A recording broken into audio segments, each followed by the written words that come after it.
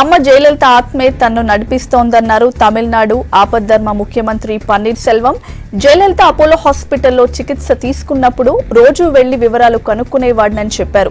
కానీ జయలలితను కలిసేందుకు మాత్రం తన్ను అనుమతించలేదన్నారు. అడ్డుకున్నట్లు చెప్పారు. ప్రజలు అన్నాడీఎంకే శాసనసభ పక్షం కోరుకుంటే రాజీనామా నిర్ణయాన్ని వెనక్కు తీసుకుంటానని చెప్పిన పన్నీర్ సెల్వం ఇలా శశికళపై పరోక్షంగా మరోసారి కామెంట్లు చేయడం తమిళ రాజకీయాల్లో సంచలనంగా మారింది.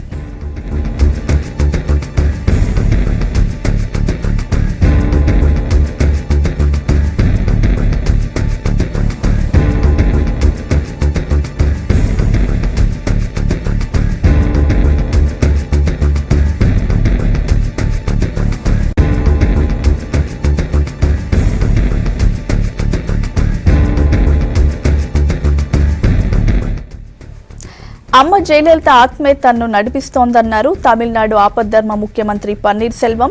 జయలలిత అపోలో హాస్పిటల్లో చికిత్స తీసుకున్నప్పుడు రోజు వెళ్లి వివరాలు కనుక్కునేవాడినని చెప్పారు. కానీ జయలలితను కలిసేందుకు మాత్రం తన్ను అనుమతించలేదన్నారు. అడ్డుకున్నట్లు చెప్పారు.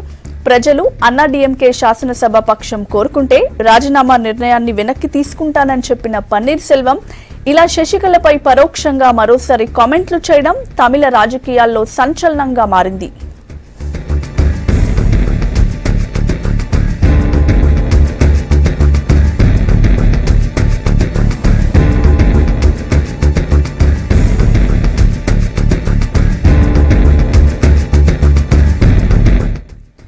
తమిళనాడు రాజకీయం దేశవ్యాప్తంగా ఆసక్తి రేపుతోంది.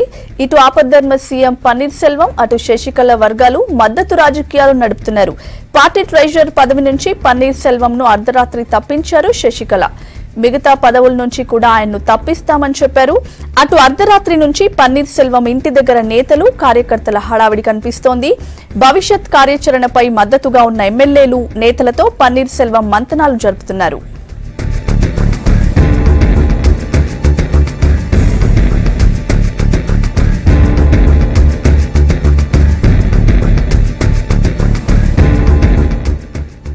అటు ప్రమాణ స్వీకారానికి శశికళ వేగంగా పావులు కదుపుతున్నారు. ఎమ్మెల్యేలు పట్టు జరగకుండా జాగ్రత్త పడుతున్నారు. మరోవైపు గవర్నర్ విద్యాసాగర్ రావు మాత్రం ఇంకా ముంబైలోని రాజ్ భవన్ లోనే ఉన్నారు.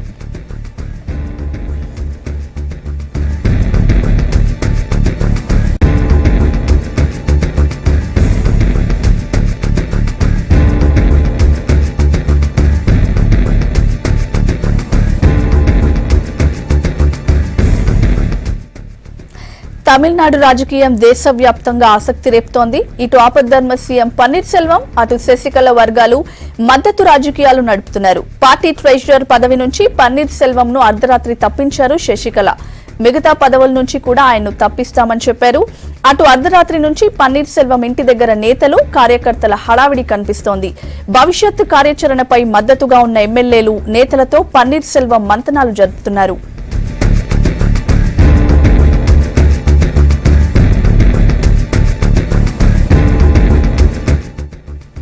అటు ప్రమాణ స్వీకారానికి శశికళ వేగంగా పావులు కదుపుతున్నారు. ఎమ్మెల్యేలు పట్టు జరగకుండా జాగ్రత్త పడుతున్నారు. మరోవైపు గవర్నర్ విద్యాసాగర్ రావు మాత్రం ఇంకా ముంబైలోని రాజ్ భవన్ లోనే ఉన్నారు.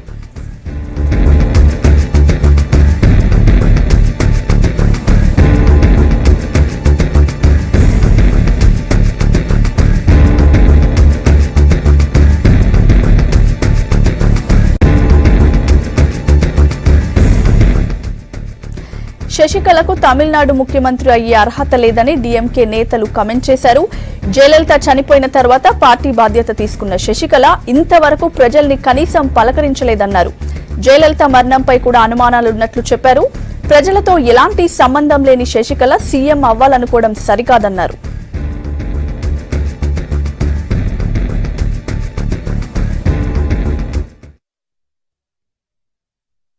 She has not contested any elections, and even after assuming the leadership of AIADMK after the demise of our former Chief Minister J. Jayalalitha, she has not met the general public. So we think it is not right for her to get this post of CM. And even at this time, when there is a case pending against her, and the whole nation is expecting the verdict in a week's time from the Supreme Court. Why she is in such a hurry? There's a lot of controversies in the treatment given to our former Chief Minister, in the death of a former Chief Minister, in this hurry-burry in capturing the Chief Ministership post of Tamil Nadu.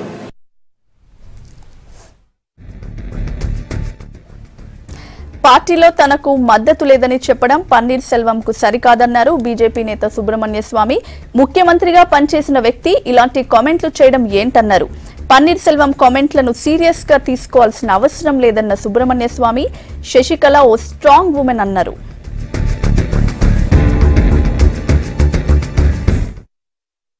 Sasikala काली जैसा है, हाँ, कि जिसके पास कोई power नहीं और वो एक मुख्यमंत्री गद्दी में बैठा हुआ मुख्यमंत्री को इस्तीफा देने के लिए मजबूर कर सकती है, तो फिर तो पन्नीरसेल्वम बड़ा बुज़दिल है, डरपोक है.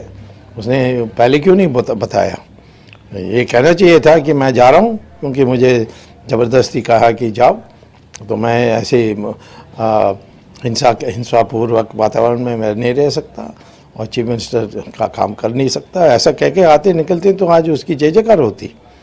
बट ऐसे टाइम में जब सारी चीज़ अपने हाथ से निकल गई और उसने जाकर वोट ऑफ कॉन्फिडेंस में भी शामिल हुए और शशिकला को यूनानिमसली बनाया चीफ मिनिस्टर का कैंडिडेट, अब इसके लिए हम सीरियसली नहीं ले सकते.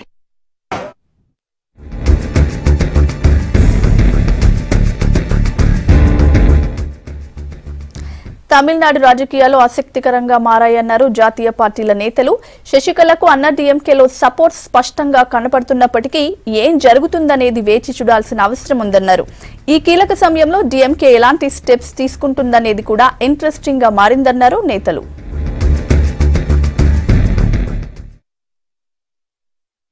मैं मानता हूं कि वहाँ शशिकला को वहाँ के विधायकों ने चुना है और संवैधानिक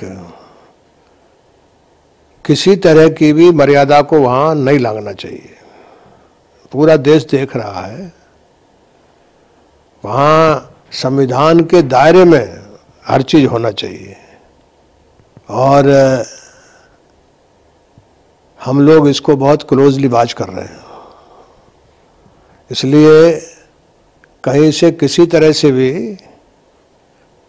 यानी वहाँ की पार्टी ने उनको चुना है, तो ऐसे कोई एक बार नहीं हुआ जब लोग विधायक दल ने चुन लिया उनको, तो उनके ओथ में जो डिले हो रही है वो मुझे समझ नहीं आ रहा क्या है कारण. देखिए, अब ये बात अभी स्पष्ट नहीं हुई है, लेकिन जिस तरह से उनको नेता बनाया गया उसमें तो आम सहमति से उनको पार्टी का नेता चुना गया, विधायक दल का नेता चुना गया और अखबारों में अलग अलग खबरें जरूर आ रही हैं, लेकिन and this is the reason why for 2 days, despite Shashikala name being there, now he's not. The opposition is saying don't swear in her, and you are asking the opposite also. The opposition parties in Tamil Nadu, they are saying something else. You are asking me something else. What I am trying to say is the governor is studying the situation constitutionally, legally, and he will take an appropriate decision, and center has no role to play in this. लेकिन sir, कल कहा जा रहा है जिस तरह से पनीर सेल्वम ने चुप्पी तोड़ी है, कई सारे आरोप लगाए हैं, उसके बाद एक कॉन्स्टिट्यूशनल क्राइसिस आपको नहीं लग रहा है? मैंने इसलिए कहा ना, जो इंटरनली एडीएमके में हो रहे उसके बारे में मुझे कुछ कहना नहीं, और इसमें ना सेंटर का ना भाजपा का कोई भूमिका नहीं है. दूसरा, जो राज्यपाल के बारे में लोग जो आरोप कर रहे हैं वो गलत है. राज्यपाल जी संविधान के अनुसार और जो अभी परंपरा के अनुसार और वहां का लीगल एक्सपर्ट्स का ओपिनियन लेके वो सही समय पे सही निर्णय करेंगे.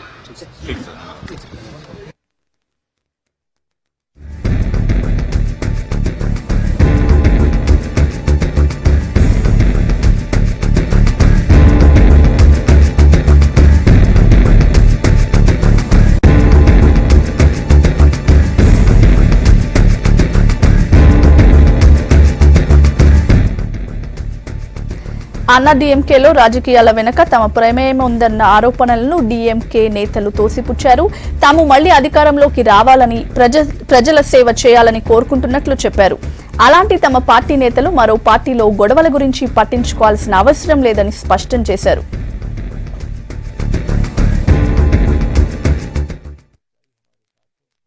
No, how can DMK be behind it? But how can they blame us for their infight? This has happened earlier also. This is not the first time such things are happening in ADMK. In 1987 when MGR died, the same thing happened. The entire party was, the MLAs were with Janaki MGR, but the party was with Jayalalitha. The same thing happened. This is nothing new in AIDMK. They cannot blame us for their own deeds. How can we be again backing Pannirselvam when he is also in opposition? He also belongs to the AIDMK party. We are a major political party. We want to come back to power. We are exposing the wrongdoings of AIDMK. Pannirselvam is part of that wrongdoings. How can we support him?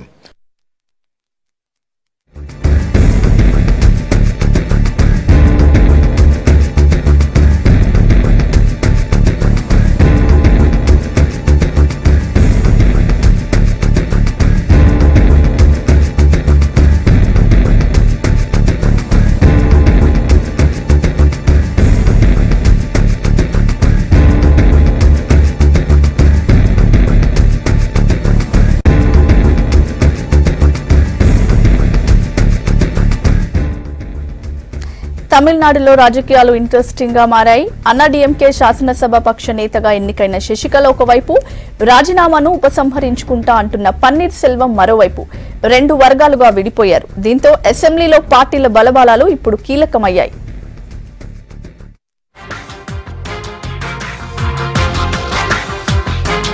Jayalalithaa చనిపోయిన తర్వాత Tamil Nadu politics మరింత ఆసక్తికరంగా మారాయి. CM కుర్చీ దక్కించుకునేందుకు శశికళ, చేజారుతున్న పీఠాన్ని మళ్లీ పట్టుకునేందుకు పన్నీర్ సెల్వం ప్రయత్నిస్తున్నారు. దీంతో అన్నాడీఎంకే పార్టీ ఎమ్మెల్యేలు 2 వర్గాలుగా చీలిపోయారు. మొత్తం 234 స్థానాలున్న తమిళనాడు అసెంబ్లీలో అన్నాడీఎంకేకు 134 మంది సభ్యుల బలముంది. ప్రతిపక్ష డీఎంకేకు 89 మంది ఎమ్మెల్యేలున్నారు. కాంగ్రెస్ పార్టీకి 8, ఇండియన్ ముస్లిం లీగ్ పార్టీకి 1 ఎమ్మెల్యే ఉన్నారు. తమిళనాడు అసెంబ్లీలో మ్యాజిక్ ఫిగర్ 117 కాగా, పోయస్ గార్డెన్ లో తాజాగా జరిగిన శశికళ వర్గం సమావేశానికి 70 మందికి పైగా ఎమ్మెల్యేలు హాజరైనట్టు తెలుస్తోంది. మరోవైపు శశికళకు వ్యతిరేకంగా ఎమ్మెల్యేలను కూడగడుతున్నారు పన్నీర్ సెల్వం. ఆయన క్యాంప్ లో 50 మంది ఎమ్మెల్యేలున్నారని సమాచారం. ఇక శశికళపై సంచలన ఆరోపణల తర్వాత సెల్వంను కలిసిన వారిలో assembly speaker Dhanpal, senior MP Maitreyan లాంటి ముఖ్యులు కూడా ఉన్నారు.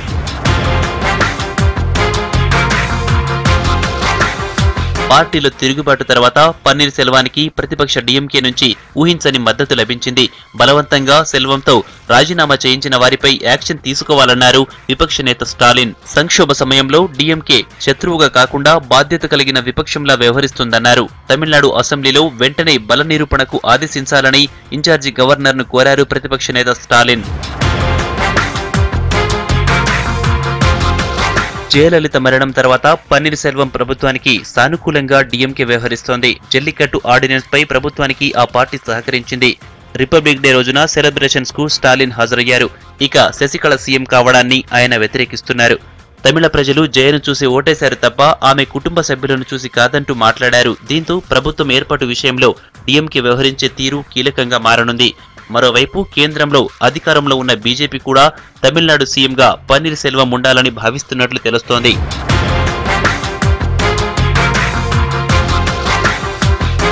తమిళనాడులో ప్రస్తుత రాజకీయ పరిస్థితులకు బీజేపీనే కారణమని విమర్శిస్తోంది కాంగ్రెస్. ప్రజలతో ఎన్నుకోబడిన ప్రభుత్వాలను అస్థిరపరచడమే బీజేపీ నైజమన్నారు ఆ పార్టీ అధికార ప్రతినిధి రణదీప్ సుర్జేవాలా.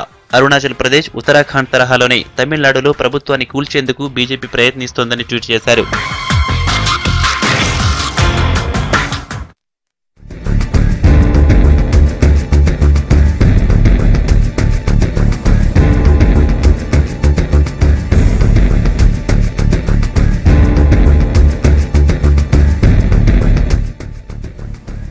తమిళనాడులో రాజకీయ పరిణామాలు వేగంగా మారిపోతున్నాయి.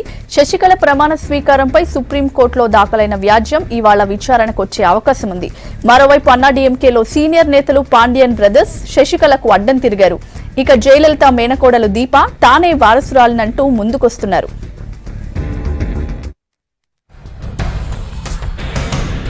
శశికళకు వ్యతిరేకంగా గొంతెత్తారు అన్నాడీఎంకే నేతలు పిహెచ్ పాండియన్, మనోజ్ పాండియన్. జయలలితది సహజ మరణం కాదన్నారు. శశికళ ఆధిపత్యాన్ని తాము వ్యతిరేకిస్తున్నామన్నారు. శశికళ సీఎంగా ప్రమాణం చేయకుండా జయలలిత, ఎంజీఆర్లే అడ్డుకున్నారన్నారు. புரட்சி தலைவி அம்மா அவர்கள் மறைந்து 20 நாட்களுக்குள் நான் ஜெனரல் செக்ரட்டரி ஆக வேண்டும், நான் முதலமைச்சராக வேண்டும்.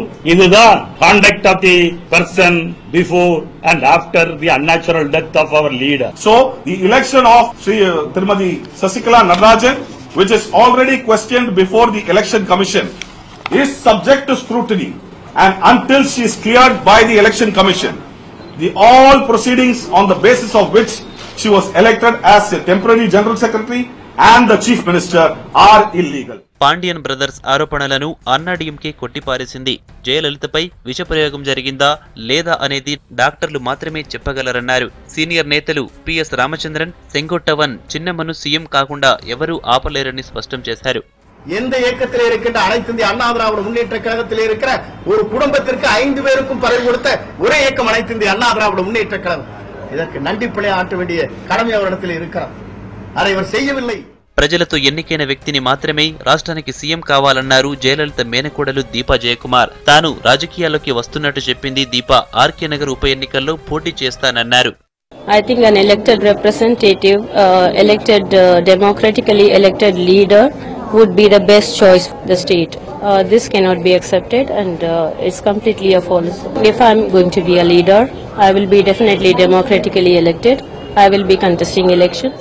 మరోవైపు శశికళను ఏఐడీఎంకే ప్రధాన కార్యదర్శిగా అప్రూవ్ చేయొద్దని ఎలక్షన్ కమిషన్ ను కోరారు ఆ పార్టీ బహిష్కృత ఎంపీ Sasikala Pushpa.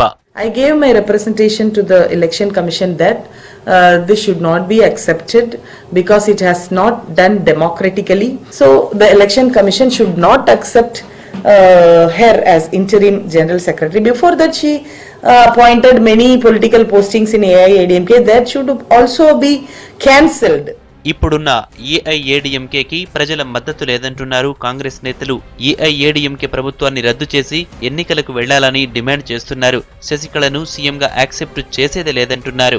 The present ADMK government, in my opinion, does not have the mandate of the people. For the ADMK is to dissolve the assembly and call for general elections. But this move to foist on Tamil Nadu as a leader, as the chief minister, is wholly unacceptable on many counts.